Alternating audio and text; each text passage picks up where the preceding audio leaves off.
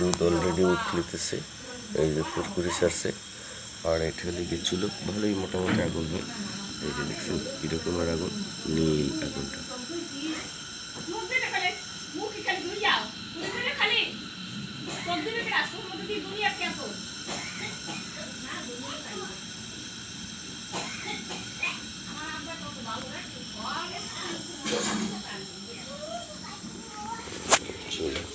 বায়োগ্যাসের চুলার আগুন খুব হিট আছে।